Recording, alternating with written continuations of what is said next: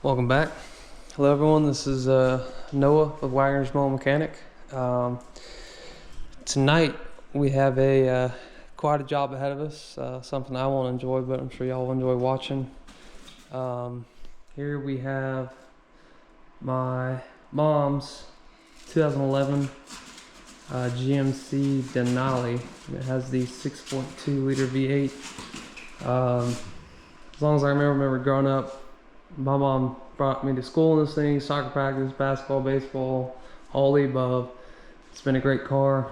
Currently right now, the issue that we are having is when you go to fill the tank, if you open up that gas pump all the way, it'll get about 1/10 of a gallon in and it'll shut off. So we have fuel that's starting to back up, shut off the pump. And there's a couple things this can be. She was in Florida and they told her it was the charcoal can, and they replaced that, and after paying them $1,000 to do so, it didn't fix the issue. So they came back with the idea that they need to replace the entire fuel tank, fuel pump, fuel lever sensor, all the evap lines, pretty much the entire evap system as well, under the claim that there is sludge in the tank due to the charcoal canister breaking down. Now, I'm not going to call out the name of this dealership, but I don't know if you can see that quote there, talking about minimum of $3,700. I bet you after this to be around $4 grand. So today, we're going to try to save my mom $4 grand. So, you have a mom and she's been good to you, you got to take care of her. So the first thing we're going to do for this process is we're going to start prepping everything to drop the entire fuel tank back out of it. Once that's out, we'll have access to all the evap lines. We're going to take out the feed tube to the tank to make sure that's all clear. Charcoal canister, got a new one of those. You can get those on Amazon for $46, or you can bring it to the dealership and just for the part they'll charge you over $300. Up to you guys. But if you have this issue with your GM, Tahoe, Yukon, Denali, let me show you how to fix it. Let's get to it. First thing I'm going to do, your tank is going to be on your driver's side here, pretty much under the passenger seat. So we're going to get this side jacked off the ground with these jack stands. That way we have a little bit more room to work in there to get that tank dropped out. Let's do it.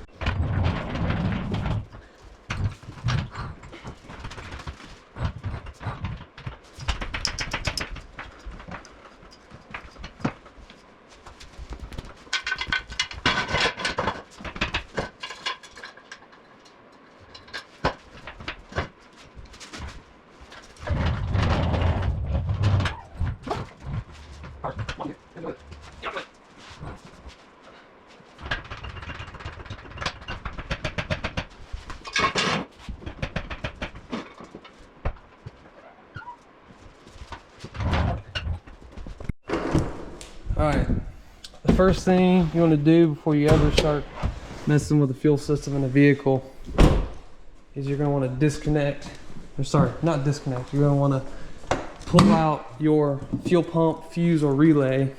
In this case, for this 2011, on the page here, you can see my fuel pump relays right here. And then on number 20 here for the fuse, that's gonna be my fuel pump fuse.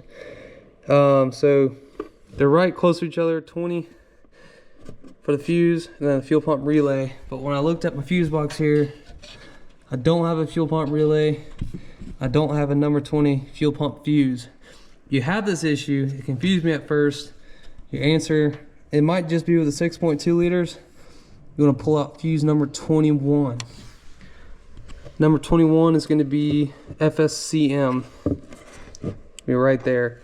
I pulled that out, and that is what cut power to my fuel pump. So just keep that fuse. Hopefully that'll help someone. I was kind of stumped.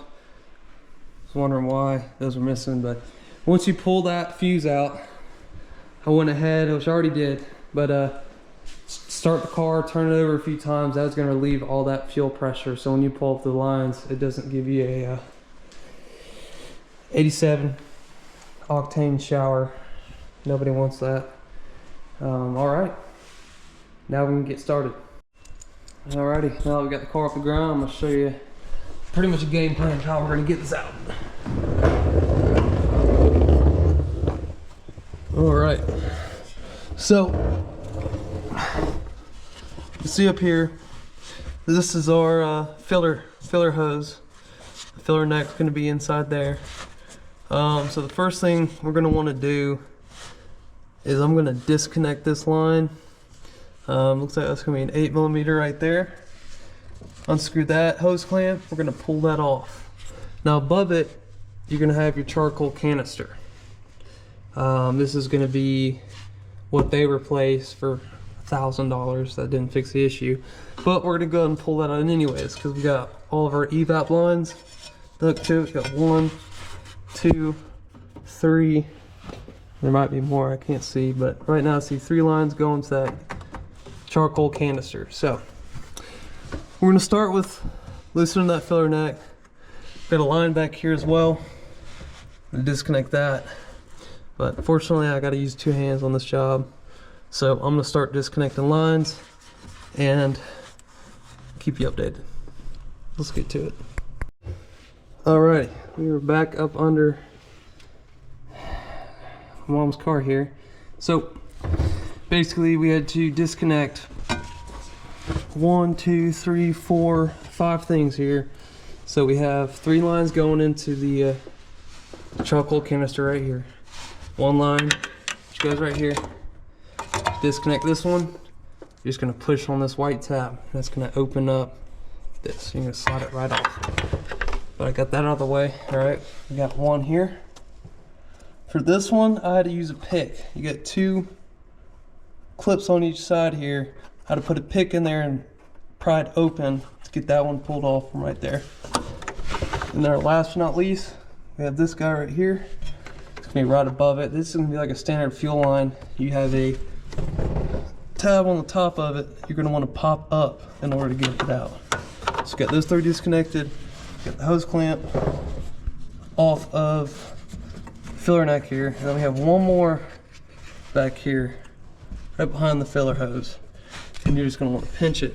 I don't know if you can see it. It's pretty hard to see. Pinch it to remove this last small line. And that is all in front end. I can't quite get this off right now, filler neck, because of how stiff it is. So I'm going to wait till I start dropping the tank to get that all the way off. Last things we need to disconnect before we can drop the tank. We have a clip here. These are my fuel lines. Got 2 that come off of the 2 metal lines there. We're going to go right behind this unit here. One's going to come out here. It's got the same red clip as I described earlier. Pretty much all I'm doing here, I'm going to push these 2 levers in, push it up, just like that. Pops that whole tab out, just like that. And then our other one's going to be a little bit trickier. It's all the way up behind there. I'm going to try to get it without dropping the tank. It's all the way back there. It's going to be the same concept, same tab. So I'm going to get those disconnected and give you an update. Alright, we got both of the fuel lines disconnected. That one that was a little tricky. You do have a small window on this driver's side. Kind of get my hands right up in here to pop that tab up. But from here we're going to disconnect those lines. If you pulled that fuse, again, super important, pull the fuse, turn the car over a few times. There shouldn't be much that comes out of these lines when you disconnect them.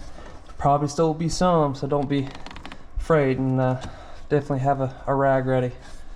I'll give you an update once I get them disconnected.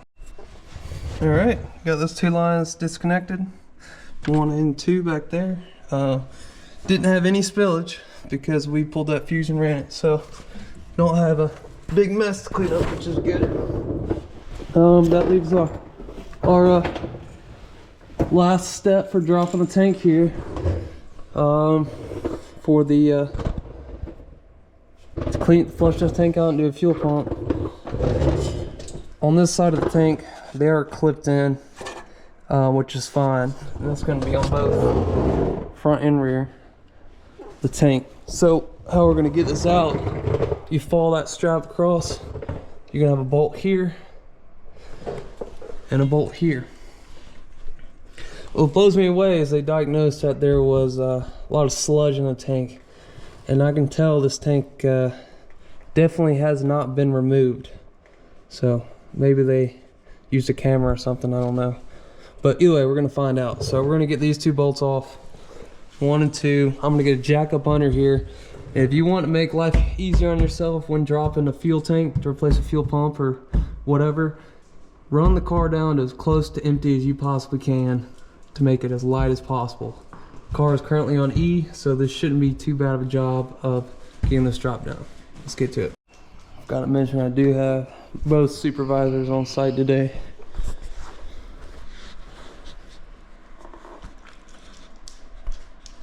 What are you doing, big boy? Just gonna be right up in my space the whole time, watching me closely.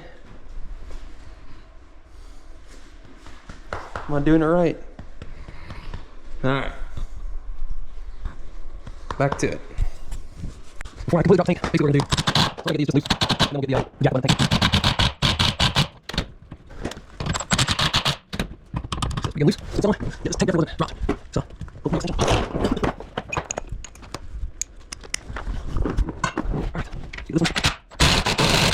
There we go, now we got to start coming down, so it's gonna get that jack up. Alright, got the jack, it's on. We're just taking away from the other thing, so we're gonna take the bolts.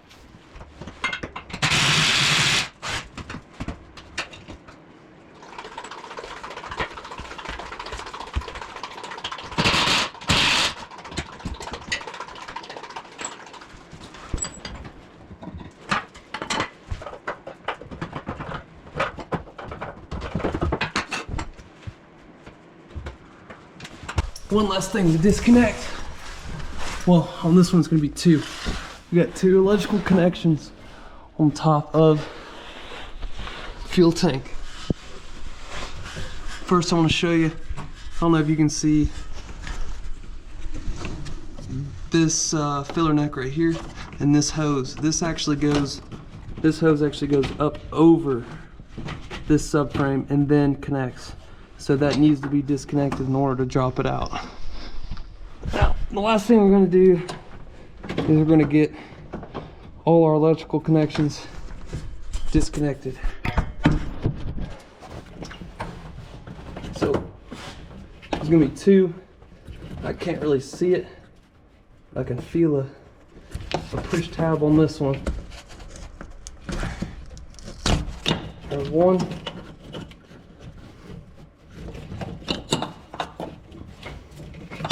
And then we got 2 over here.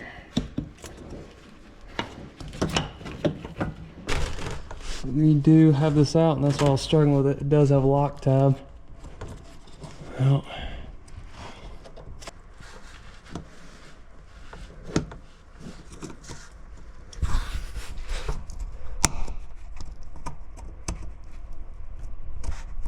slowly gonna slide it out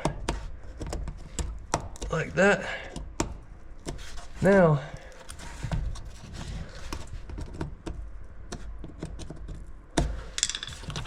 hopefully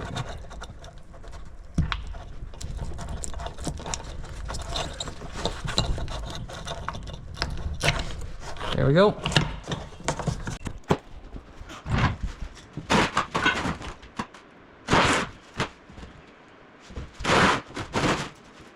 Alright guys, here's your tank that is fully removed.